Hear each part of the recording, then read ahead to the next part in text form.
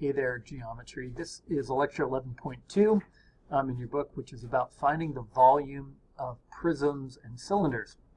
So you have probably been doing this for quite some time.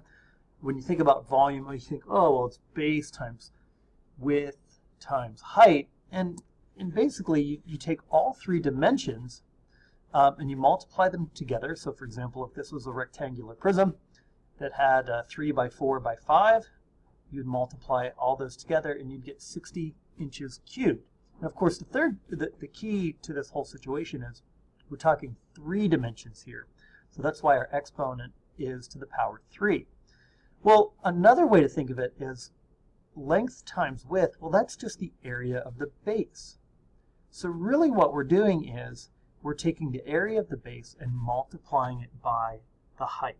And so the formula here, volume, capital V, equals capital B, which means the area of the base, times the height.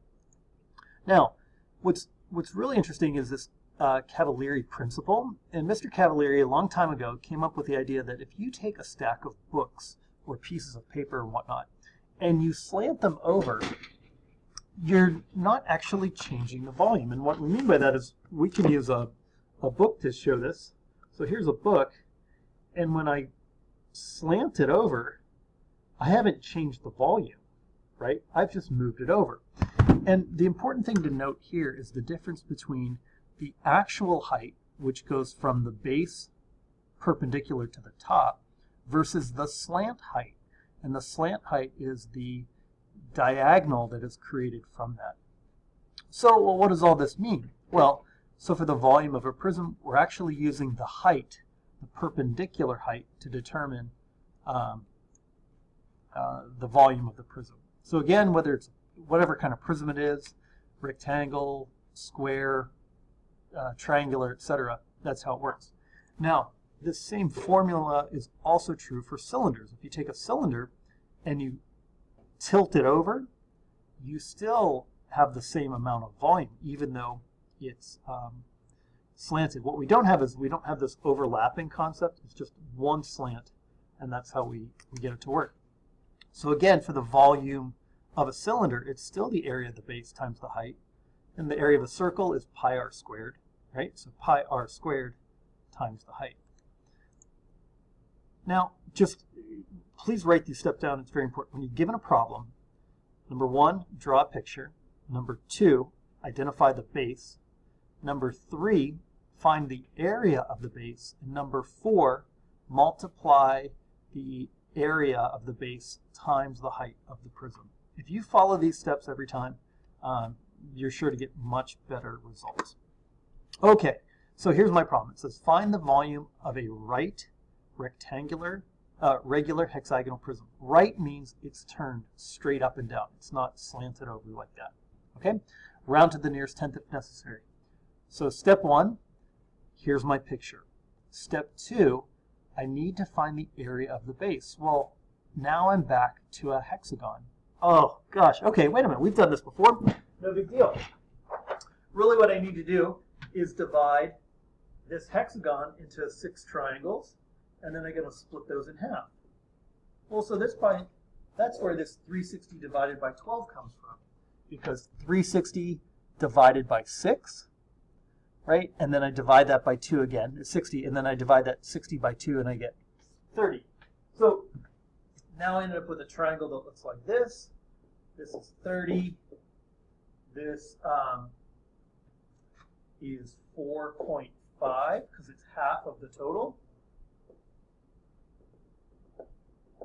And that's a right angle. So what do I need to do? I need to actually figure out what the height of this triangle, or what the apothem of the triangle is. All right, I'm going to jump ahead, and I remember my rule here, because on a 30, 60, 90 triangle, I know this side is equal to the short side times the square root of 3. So it's 4.5 times the square root of 3. Well, now you have all the components you need in order to find the area of the base of the triangle, and then we're going to multiply that by the height. So let's go ahead and do it. So I've got the area of the base is equal to 1/2 the apothem which is 4.5 square roots of 3 times the perimeter. And the perimeter is, I've got 6 sides, and they're each 9. So now,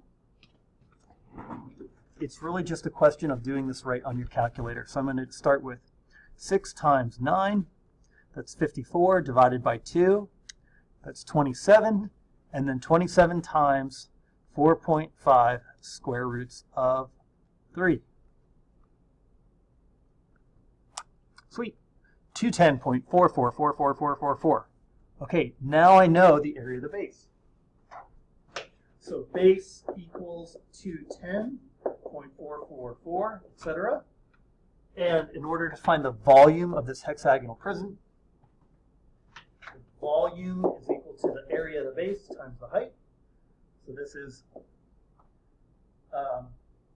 210.444. And it's times 12 feet times 12, and I get volume equals 25.33 feet. And I want to be very careful that I've answered the question correctly, and it says round to the nearest tenth. So I could say 25.3. Hello, come on back. So I get to say 25.3 feet. Cubed volume is in 3 dimensions. Okay, so that's kind of a lengthy problem. Oh, there's a marker coming through my door. Very mysterious marker coming through the door. Let's take a look at another problem here. All right, it says a swimming pool is a rectangular prism. Oh, rectangular prism length times width times height, no problem. But let's just be careful. Estimate the volume of water in the pool in gallons when it's completely full. And then it says estimate the weight of the water in pounds. Okay, well, it actually doesn't seem like that hard of a problem, but let's just figure it out. 25 times 15 times 9. So volume equals 25 times 15 times 9, and that's equal to 33,375 cubic feet. Okay, that's good. The first thing I need to do, though, is estimate the volume of water in the pool in gallons. Okay, well, they give you a little conversion.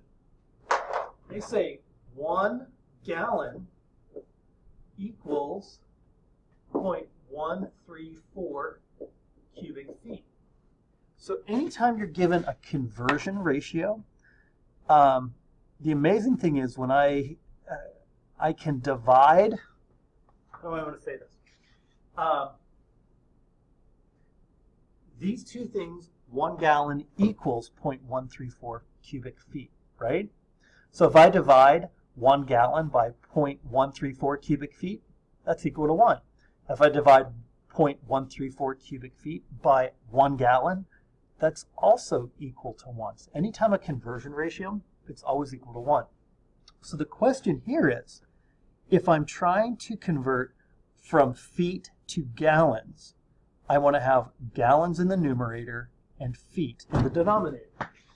So what I'm saying is, I multiply this by gallons over 0.134 cubic feet. I'm going to move my picture out of the way because I know you guys are probably like, hey, Mr. Rising, get your face out of the way. Maddie, I heard you. Yeah, I know. So just relax. All right. All right, so let's take my answer, and I'm going to divide it by 0.134. And again, what that means is cubic feet are going to cancel out, and I'll be left with gallons. And I get 2,518, 25,000. 25,186.6 gallons. Wow, that's a 25,000 gallon tank. All right, so I've answered the first part of the problem. The second part of the problem says, estimate the weight of the water in pounds. Okay, so in this example, it says 1 gallon equals 8.33 pounds. All right, so now what does that mean? If I go 25, 186 point, again, I got the real number, and I want to convert this gallons to pounds, that means I need to have my gallons in the denominator. Per gallon. And again, that way my gallons cancel out, right? And I times this by 8.33, and that is a huge number of pounds. We're talking 209,804 pounds. So this is an example, and of course this is what geometry is all about, is you take these concepts, these geometric concepts, and then you apply them to the real world. How much money is it going to cost? How much of a material do I need? Putting all these pieces together, really important. So what you need to know, volume of a prism is capital B, the area of the base, times the height. Volume of a cylinder is the area of a circle, pi r squared, times the height. When we get into ratios, so let's say right here, I have a little dice, or a die, I should say a cube, right? And if I said, hey, what's the volume of this cube? Well, you'd say it's 1 by 1 by 1, or 1 cubic inch. Well, what would happen if I tripled the base, width, and height? How many cubic inches would I end up with? Well, what you can think about that as, you're multiplying the base by 3, the width by 3, and the height by 3. So 3 cubed is 27. And that's what I'm trying to show you here. If my scale factor is 3, triple it, right? In order to see what that effect is in all 3 dimensions, 3 cubed, or 27. Good, I just thought you should know that. Oblique figures means the figures that are tilted over.